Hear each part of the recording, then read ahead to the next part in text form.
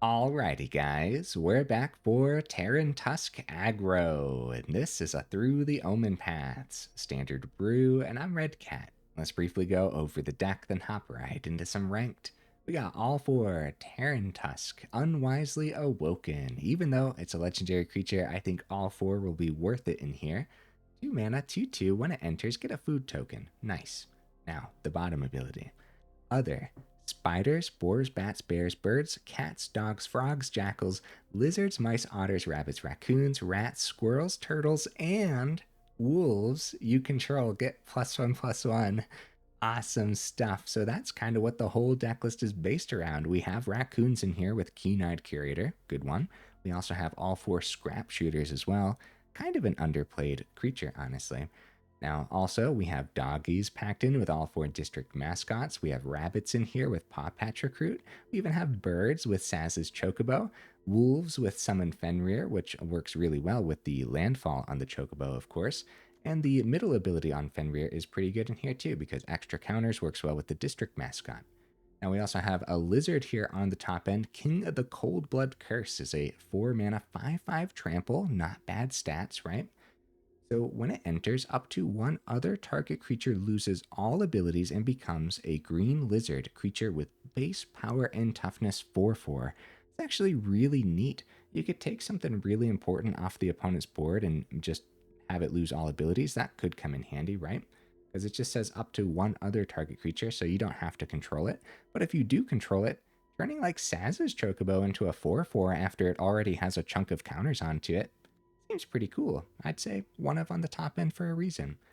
They got a couple Strength of Will for more new cards as well, so this is a 2 mana instant speed until end of turn. Target creature you control gains indestructible, and whenever this creature is dealt damage, put that many +1/+1 counters on it. It's actually pretty neat. I think I'm very interested in seeing what this can get done today. So we have a Hunter's Talent for some removal, but also level 2 is a great way to give trample to our creatures.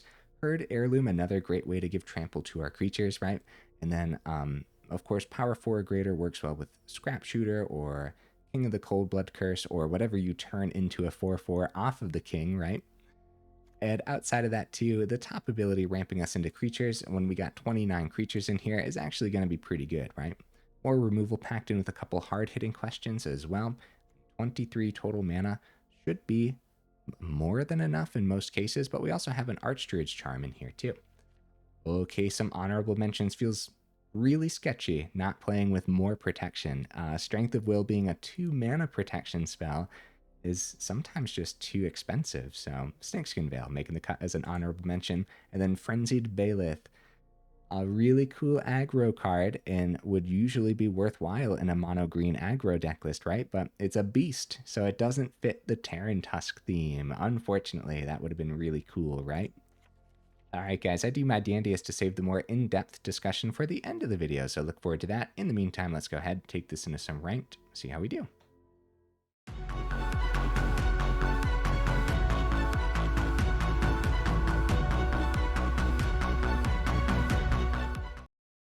Alright, we'll see if we can get right into that first game. Heck yeah, we do. What am I expecting from the build? Why does it say we're in Diamond? I don't think I'm in Diamond. What happened, guys? We're bugging out. Oh no. It is the first day of set release for me, so there's always bound to be some kind of bugs. Seems like a good hand, especially if we see our third in time, right? I think so. Yeah, anyways, what am I expecting from the build? As far as Mono Green Aggro goes, it's probably going to be janky, right? Right, guys? I don't know. I like this curve a lot. Alright, they do have an island over there, which is a shame. We could always keep the charm open for next turn.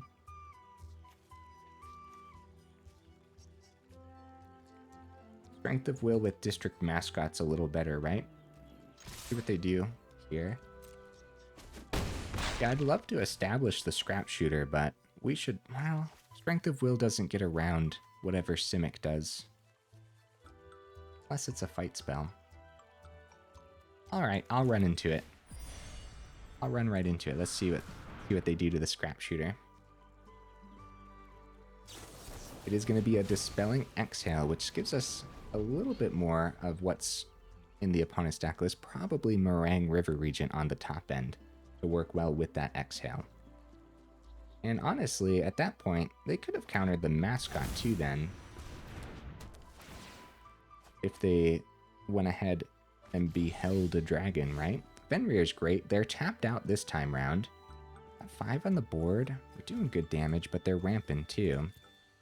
See, they got some tempo in there for sure, which is very scary, actually. I think Fenrir is probably the best bet. Good value overall. Keep the Dragonstorm around. Right, yeah, go for the swing.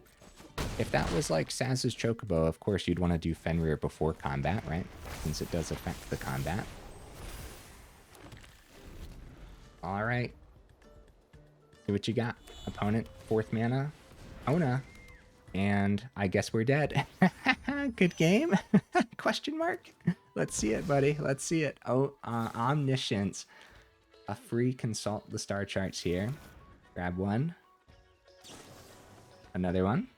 Grab one. It's a possibility that they miss, guys. Stock up. Uh-oh. It's less of a possibility after 2 star charts and a stock up. Omniscience number 2. Consult the star charts number 3. I kind of feel like maybe they are missing here. Full Omniscience. Lost in the Maze for X's 0 gives hexproof to the tapped Kona. It's kind of cool. Meringue River Regent. We get more card draw here with the... Wait, what did they target? Oh, okay, so we can go ahead and boost the Tarantusk. I don't know if there's going to be a great way around this, guys. Unfortunately, Kona doing the thing a little bit too early for us. 1 turn too early, I suppose. If we had, like, more... I'd say more of an aggressive lineup, but we tried the Scrapshooter right on time. If Scrapshooter would have landed, maybe? Probably not, though, right? I'm going to play this out, actually. Well, I guess we'll see. We'll see what else the opponent has. But, guys, always feel free to skip ahead in the video for sure. I do like to play out my matches, usually. 2nd River Regent. Based on our hand. Whirling Dragonstorm. 2nd River Regent is actually the nail in the coffin, right? Pretty much no matter what. Even if we see spot removal on top, what are we going to do about the 7 toughness in mono green, right? I usually like to play it out. I'm pretty sure this one is not worth playing out, right? Not with the double regents. If they only hit the 1, I think maybe... We don't talk about that game.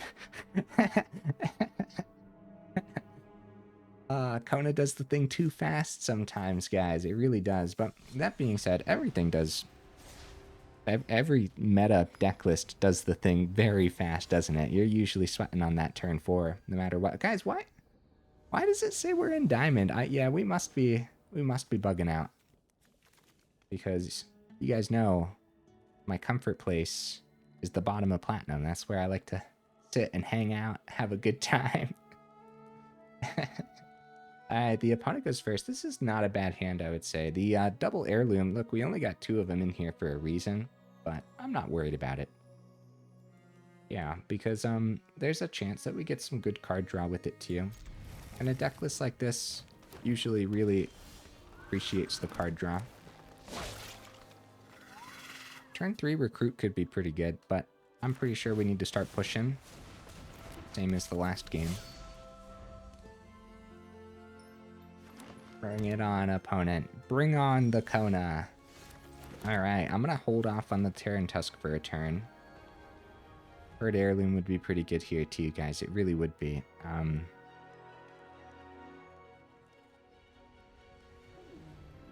Alright, start with the swing. If we're going Keen-Eyed Curator. Other words, it would be Tarantusk first. Gonna be a cash grab. Okay, let's see the rest of the opponent's deck list here. Oh no, it really is Kona too.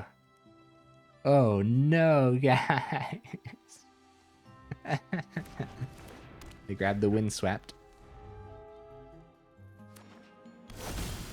Don't worry, just like the last one, I'll try to be vigilant about when it's worthwhile conceding and when it isn't. So I do like Heirloom into Tarantusk here, but any counter on either of these, okay. They missed the counter last turn, so beautiful, guys, really nice. Such a cool board state once the Tarantusk lands. I mean,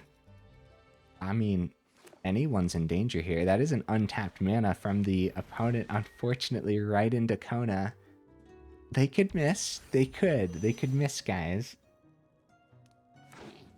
Meringue, that's kind of missing. That could have been an Omniscience. In the last game, did I call it an Omenpath? What did they target at this? Keen-Eyed Curator and my Heirloom. That's just rude. To really get those are good targets, opponent. Boost wide, I guess. Yeah. Yeah, that makes the most sense when they're at 11. But the River Regent being a 6/7, guys, I don't know how we get around that. With Mono Green in particular here, it's going to be tough.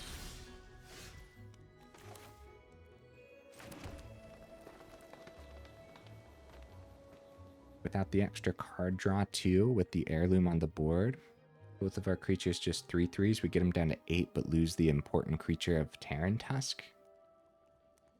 We could ramp with Fenrir for the turn. But what are we ramping into? If Tarantusk doesn't stick around, we still won't have the card draw. If we just go second Heirloom, we could still get the Curator down. But it might be more important to do some deck thinning. Curator could come in with the counter next turn too, which is actually pretty good. Tough decisions, man, because I mean, the Meringue River Regent is the least of our problems on the top end of Bant Kona, right?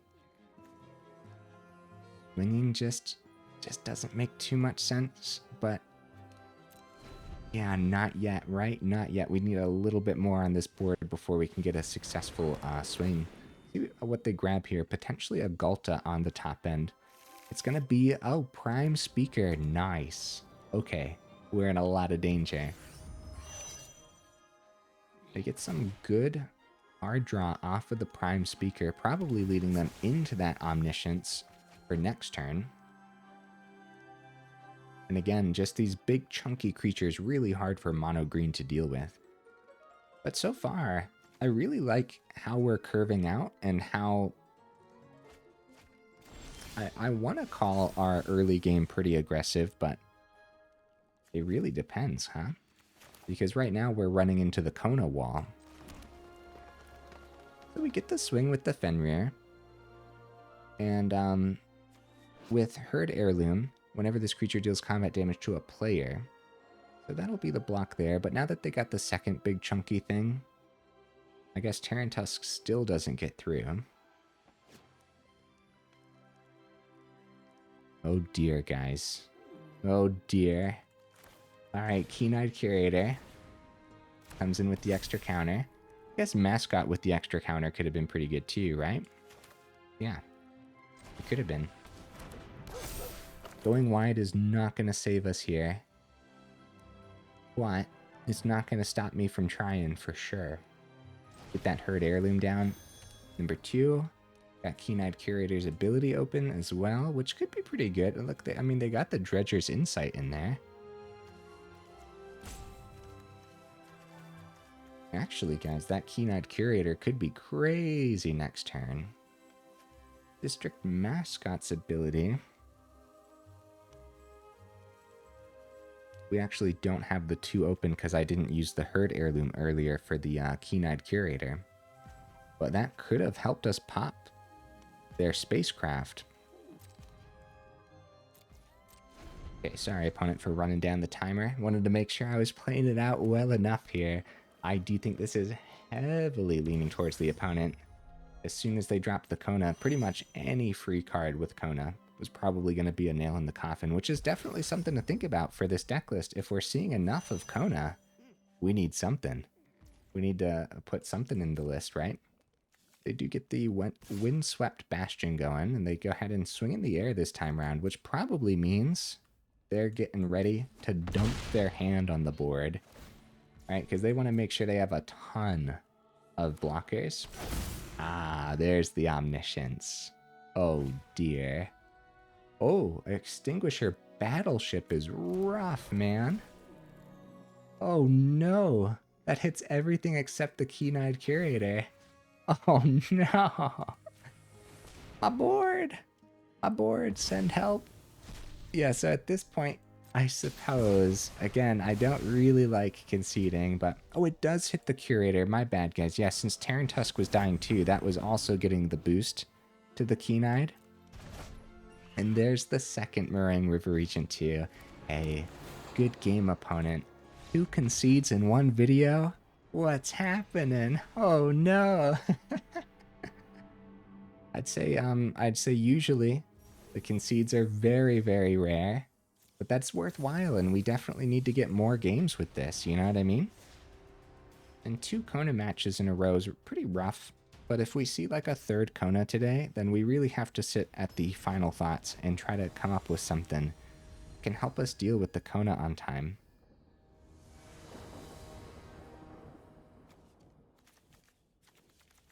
Alright, we'll try it. I think one of the big things with Mono Green 2 is, and this particular version, the only instant speed thing that we could keep open to deal with a Kona is actually the charm, right? Alright, come on down, Tarantusk. Go, go, go, go, little mascot. Hey, how come I didn't saddle? I'm sorry, guys. I'm sorry about that. Opponent's like, hey, how come you didn't saddle? Oh, man. Right, so Mascot will actually do the saddling, but we'll see if we get to keep the creatures around too, right?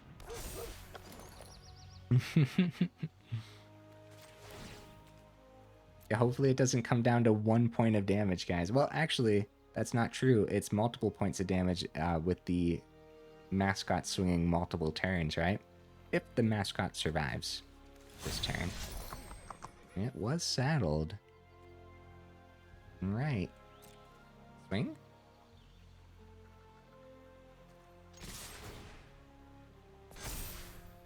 Okay. It gets through. This really could come down to me not saddling, guys, but we'll see. If it's a split up on turn 3 or a Star Cage on turn 3, then I don't think it matters too much, right?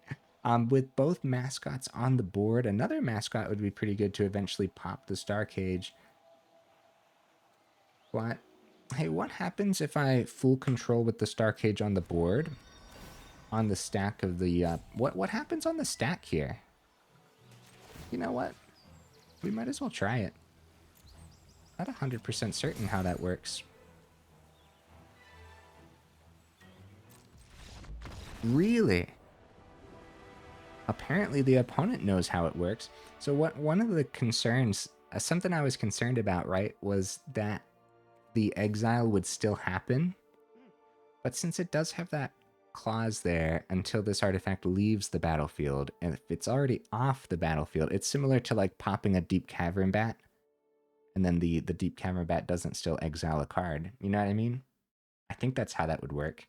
I would have loved to see it happen, but apparently the opponent knew that we were going to keep our creatures. District Mascot, coming in handy. Cool. Yeah, I almost missed that. I missed a lot in that game. I apologize, guys. I'll try to play better here now for the rest of the video, hopefully. Hey, speaking of the video, while I have you here in the middle somewhere, make sure you check out that description. We do have that Discord link as well as that Patreon link too if you're interested in joining either those up or supporting the channel that way. Also, guys, for the YouTube side of things, if you like the video, make sure you actually drop it a like. If you enjoy the channel, then consider subscribing. It really does help out the channel. So thank you, thank you. Boy, the hands have been pretty good, huh? I like this. I really like the curve we got in here. All right, Recruit, are you going to get stabbed? Don't get stabbed, Recruit. You're fine. Look at that. Look at that. Good stuff. Deep Cavern Bat, you get out of my hand. Yeah, speaking of the bat, huh? Honestly, thank goodness it's not control, but mono black is still pretty scary. With 2 Kona games and then potentially, I guess that was going to be synthesizer. Yeah, thank goodness we're not up against something equally as brutal. So I really like the Sazh's Chocobo here. Scrapshooter was a good pick from the opponent. Take our chunkiest thing that we're going to curve into. I think Sazh's Chocobo boost, then Fenrir next turn, and then Tarantusk eventually. So that's okay. It's a little slow since we're not taking the curve. Actually, speaking of which, I probably should have swung first because I totally accept that trade all day. Get the lifelink bat out of the air, get our Scrapshooter back for next turn. But it's still going to be Fenrir next turn, but yeah. We do just cheese the 2 damage through. Alright, back up to 19. Demon Wall. Nice. It is in fact a decent wall. Luckily, Sazh's Chocobo going to get over it here for the turn. And yeah, Tarantusk is going to be crazy on this board. Good stuff, man. Could still be, I was going to say, it could still be a stab and a block, but they missed the stab earlier with the Recruit. Oh, nice. Acolyte. We go back up to 17 here. Draw, lose, down to 16. That's really good for the opponent. So second Fenrir would be excellent, but I'd rather put the counter on the Tarantusk, and this Scrapshooter is really good too. Wow, I mean, this lifelink Acolyte's rough business.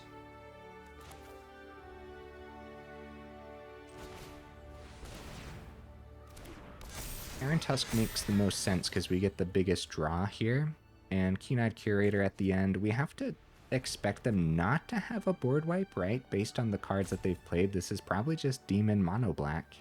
They don't usually rock Deadly Cover-Up or anything on the top, right? Right, guys? I guess there is a new top-end board wipe that they could rock. This trade would be good for us. That trade would probably be good for us, too. Although I wouldn't mind the card draw next turn. Not a trade. It would be a double block into the Chocobo. We take out their lifelink. It's a full swing, right? They don't know what's... They don't know 2 of the cards in our hand, too, so... Yeah, they're going to take the 8. That makes sense, because they're going to gain 5 off of their swing, too. However, maybe Keen-Eyed Curator can actually block the Acolyte. And, yeah, I really like the curve. I like that 2 games today, we just had this awesome board state of creatures getting boosted by the Tarantusk. Really neat, right? Now, the first one was... The first one where we had this awesome board state was up against the Kona, so it's going to be a tough uphill battle regardless. This time round, though, this time we have a real chance, man. They don't swing with the Acolyte, actually, which is pretty good news. They do find the stab for the Recruit, and they find a good target there. Now, Fenrir is going to... we're going to lose Fenrir because of the Saga next turn. Boosting the Tarantusk could be good, but I don't plan on swinging with the Tarantusk anyway, so let's go ahead and boost that Keen-Eyed Curator. Or we got an instant and a creature we can pick up for the Keen-Eyed. Quite enough, right? Draw a card, Pawpatch Recruit. Nice. This Acolyte's crazy, dude. Holy cow. That's a lot of value on a card, man. So, second Fenrir, boost the Sazh's Chocobo, or just like Offspring the Recruit. Full swing first. 2 cards in hand they don't know about. Sazh's Chocobo getting double blocked doesn't... The Fenrir doesn't help that anyways. They do have 2 swamps open, so let's go Offspring before the swing, and then on the stack they'll pop whatever they want here before the Recruit comes down. Then that can help us decide the swing. So shoot the Sheriff. We let that happen, unfortunately, because there's nothing we can do about that. Still pretty good, though, right? Still a pretty good turn, and we still accept that double block. The opponent doesn't. Yeah, they can't lose that Acolyte, I would say. I think they take the 4. Nope. They're going to chump. That makes the most sense. Nope, they're going to double block with the Demon. Crap. Okay, yeah. No, that's okay. That's okay. Demon off the board could still be pretty good. Right? Right, guys? If we held back for the turn, double bats in the air, getting him back up to 10. Fenrir could have helped with the extra. Bloodletter. Holy cow, guys. We're in danger, bro. We're in a lot of danger. Now, something that could have helped out this game for sure is some of our spot removal. So Scrapshooter works beautifully here. Wow, now we're talking, huh? So District Mascot won't get over the Acolyte. Acolyte just holding down the fort all these turns, making it very tricky to swing in. They accepted the Demon trade all day, too. I was thinking Acolyte trade would be the only option for them. Tough business, man. It's gotta be the Scrapshooter. I don't want to gift them a card just to have them lose the robot. No great swings, only Fenrir remaining. If we would have just established Fenrir and not swung with the Sazh's Chocobo, maybe we could have had a better lineup here. I don't think there's anything holding the opponent back from more spot removal. And also, Arch Enemy's Charm. Okay, guys. So we'll get 2 boosts. Maybe we can start swinging with District Mascot. I'm going to put all my eggs into one Mascot basket and see what happens. I want to be able to swing in the air. And they'll go back up to 11. We'll take 8 damage total. They're going to hold the Bloodletter as a blocker here, which is very cautious, I would say, especially with the Acolyte on the ground.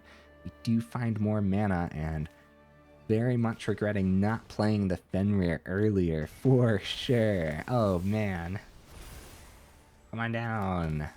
Forest and other forest. I guess we do have the swing first. See, now there's the problem where they have just, so District Mascot. Double block here. Around it. Double block here, pops the Acolyte, which could still be really good for us.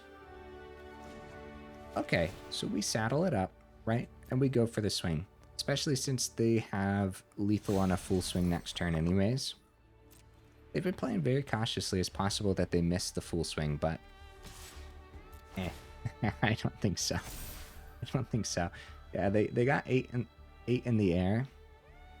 Actually, guys, food from the Tarantusk earlier could keep us alive. They do just go for the chump. I agree with the opponent's play. A well worthwhile chump. So there's 2 things that can keep us in this, actually, guys. Yeah, Fenrir trades into the Acolyte. Good. Tarantusk blocks into the 2/2. They got the 8 in the air. They're still just going to hold the Bloodletter back slow and steady here. Makes sense. It totally does, especially since we fizzled out in our hand, too. Would have been a pretty good game for the Herd Heirloom, guys. So some things aren't lining up, but I'd say for the most part, the curve is pretty beautiful. Okay, let's see what we can get done. Oh no, another Acolyte. Dude. Oh, we're so out of this one, huh? Oh no. The Sunset Saboteur. Holy cow. Nice opponent. I think maybe this could have been a pretty good one. Let's go ahead and saddle up. We are like out of this. Let's go ahead and saddle up with our Tarantusk. Go for the District Mascot swing. You know what? We might as well go for the Fenrir swing too, right? We might as well. The Saboteur has menace and everything too, so they can jump the 6/6 successfully, and they can take the 4. That's good. Nice. Now we also could have like removed 2 counters to pop the 2/2 robot, I suppose, right?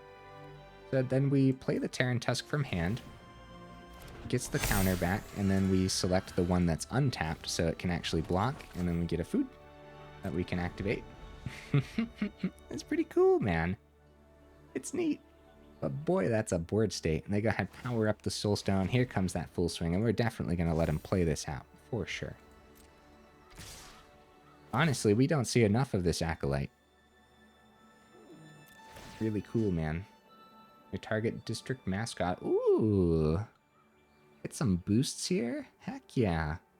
We double boost the Tarantusk. We have a great block into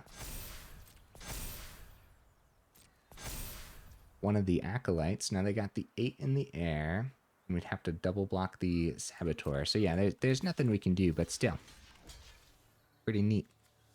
Actually, at that point, it's better to chump here, trade into this Soulstone, and then 8 from the Saboteur, 8 in the air. Wait a minute, is it better to do that? Because we go back up to 11. Yeah, it's definitely better to spread it wide because of the menace. Yeah, good game, opponent. It was a very good game. And the Tarantusk food actually really coming in handy. Had we seen something to spot remove the Bloodletter, there still would have been a small chance, but I think that would have been heavily leaning towards them, especially since we would have had to waste our removal on the Bloodletter rather than an Acolyte, and the Acolyte life gain or lifelink and everything too. Guys, before the last game, let's go ahead, crack a pack here for luck. Let's see what we pull. Nice rare wild card, that's what you like to see. And we got the Ademi of the Silk Shoots. Cool. Neat card. Let's do it. I think we can end on a high note. I really do. Things aren't lining up in our favor, and I think that, yeah, as far as Mono Green Aggro goes, this is probably a janky version, even though we got a lot of really good cards packed in too. There we go, Strength of Will, that's what you like to see. We go first, let's give it a shot. A lot of 1-drops to draw into too, so I guess that's not really what we want to do on turn 2. But a couple 1-drops off the top could help us balance our 3rd turn. Alright. Come on down, Keen-Eyed Curator. Let's see if we can start pushing that damage through. Find King of the Coldblood Curse. Awesome. Heck yeah. Dude, I'd love to keep Strength of Will open against Golgari colors, but I'm just going to play the Tarantusk. Try to push extra damage through here. Nice. It works. Very nice.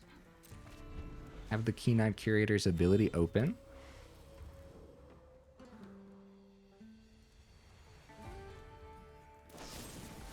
And we'll still activate the ability anyways, just in case, especially since Feed the Cycle means they like stuff in their graveyard, right? Having the Tarantusk lose the ability on King of the Coldblood Curse is actually pretty bad, but we would push 4 through. It's probably much better to keep Strength of Will open now, right? Get the District Mascot down too for the turn. We also get the swing with the Tarantusk as well, which is pretty good. Yeah, we have Strength of Will open with our food token. 4th mana, Ice Tilt Explorer. Nice, opponent. Very nice. And we took that land, so that's good news. Oh, well, let's see if they find more mana. They don't. Gonna be Innkeeper's Dragon Sniper. Actually pretty rough here, right? That's it from the opponent for the turn. Let's go ahead and use that food while we got it. The 3rd Tarantusk. Oh, no, guys. Right. Strength of Will, go for the full swing. They have great blocks into both of these. Maybe District Mascot go for the swing. We don't have to save the Tarantusk. We can save the Mascot. Strength of Will could do the thing. Play the 2nd Tarantusk.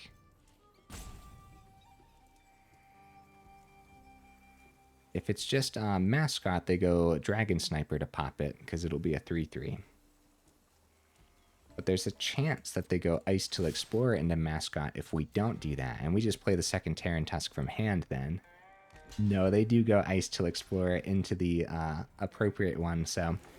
Well, we tried, right? So we still get the one extra counter here and protect the Mascot, and then we give it a little boost with the other Tarantusk from hand as well. So it would have been a very similar turn, I suppose. And no, the Mascot could have been a 4/4 if I didn't swing with the Tarantusk. And then we'd probably have... I don't know. That's a little... That's rough, man, because you gotta... Oh, they wiped our board. Oh no, guys, that's brutal. What are we up against right now? Golgari mid-range with landfall theme? Dragon Sniper? Board wipes? That was the scavenger board wipe, right? Okay, other Ice Till Explorer. Still didn't hit any extra land in the yard, thank goodness. We do go for the swing, we take that. Ice Till Explorer is actually just a fantastic blocker. Fenrir is good. This King of the Cold-Blooded Curse not doing too much this game, mainly because... Mainly my fault, right? I think we could probably cheese this Sazh's Chocobo through. Unfortunately, with 2 cards in their hand and us not knowing what the heck we're up against, it could be like a stab. That would be terrible business. Or Snakeskin Veil, anything else that boosts the Explorer. Oh dear, guys. Oh dear. So mana off the top wouldn't be terrible. Boost the Sazh's Chocobo. King of the Cold-Blooded Curse. Or Coldblood Curse. Sorry, I keep saying Cold-Blooded. Oh, Scavenger Regent. Bro, opponent. Ruthless. Oh, man. Hey, Keen-Eyed Curator. Really good draw here. Wow. Let me keep that open for sure. Because they could mill something on the Explorers with the landfall.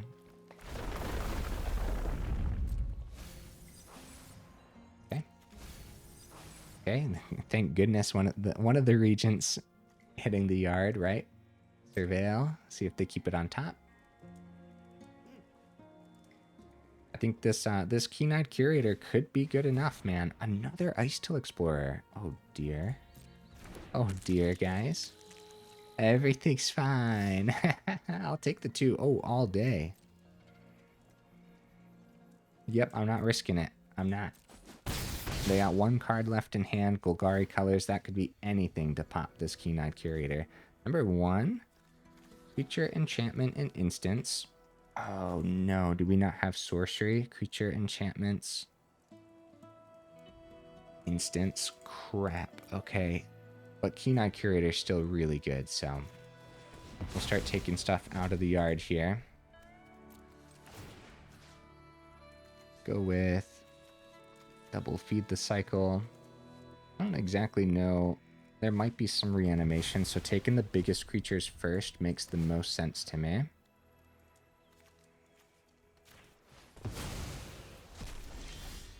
Hard-hitting question. There's some of our removal, guys. Wow.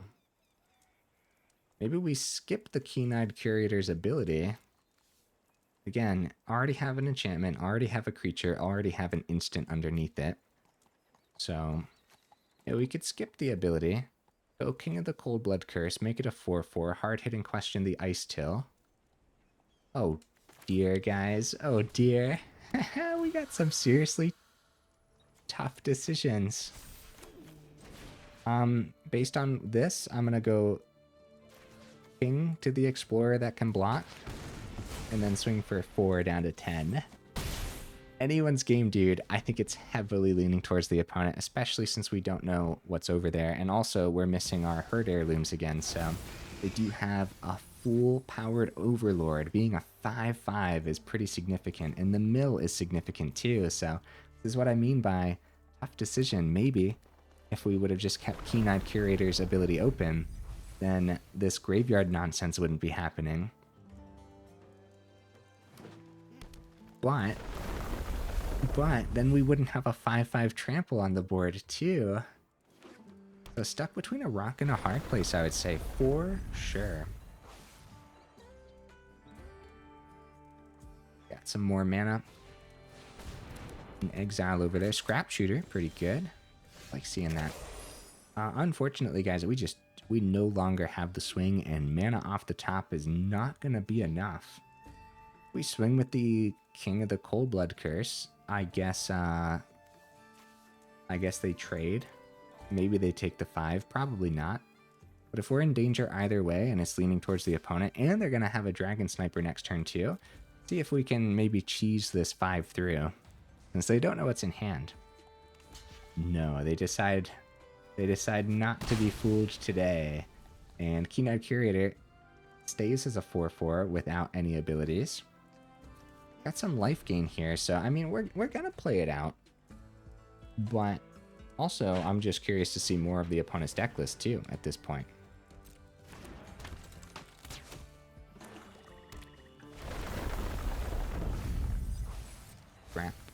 Shooter number 2. I like the opponent's deck, guys. It's definitely like Golgari mid-range, right?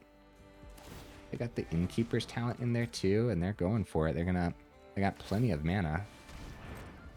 Really good. Extra counters onto something like Dragon Sniper is really good too. But they want to push the excess damage this turn, it looks like. They can successfully swing with the Scrapshooter too. Ow, my face. Let's pop the food while we have the open mana. And I'm pretty sure we're out of this. Ooh, District Mascot. Hi there, little buddy. Yeah, we'll play the forest. No use in hiding it because we can't really swing into the Dragon Sniper successfully anyways. So we'll see where we can end up chumping and see if the opponent top decks some removal here too. Even Liliana on the top end of the opponent's deck list. Just a lot of value cards. The double board wipe from the Regent was brutal too. Oh man, this could have been anyone's, right? I think so. Fable Passage. Fable Passage. Right, probably. Wow, look at this, dude. Gold Vein Hydra over here as well. What on earth?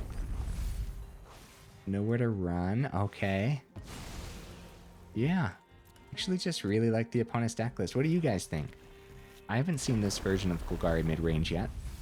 You see Ice Till Explorer, you're kind of thinking like, oh, it must be landfall for sure. But no, it's just kind of a value top-end creature at that point. Yeah, Dragon Sniper has Vigilance so they can start swinging.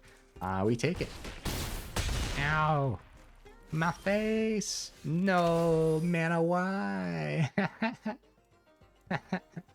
Alright, with the mana off the top, we can swing with the Keen-Eyed Curator and let them block with the Dragon Sniper, I guess, right?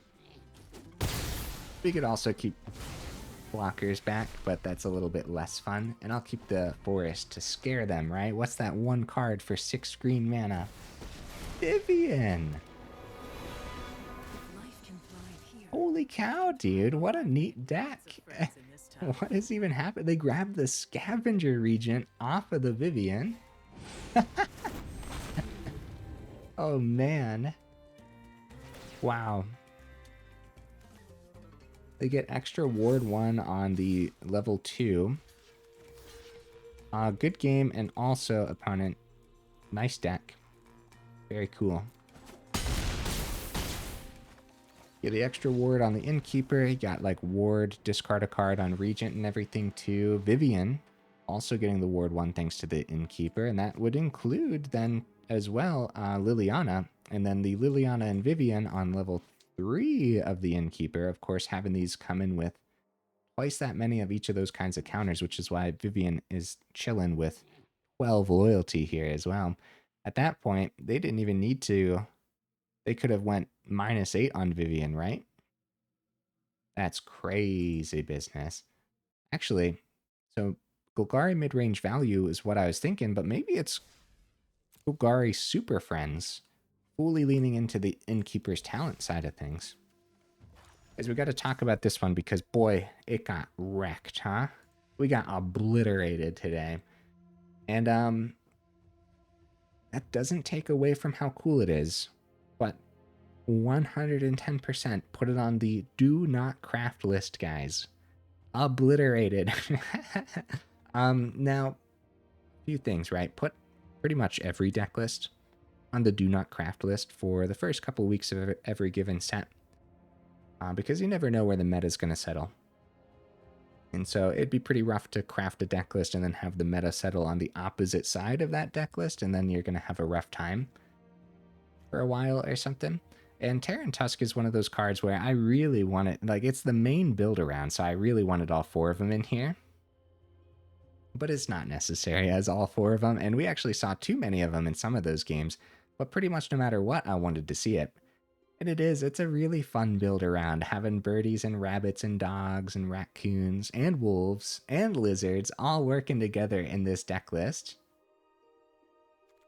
And spiders at that, actually spider boars, right? So the 23 mana felt good. The Herd Heirloom, we saw both of them when we didn't need as many, and then when we needed it, we didn't see any at all. So I could see the third Herd Heirloom being pretty good, but even when you do see it, there's going to be a problem where, are your creatures even going to be able to get through?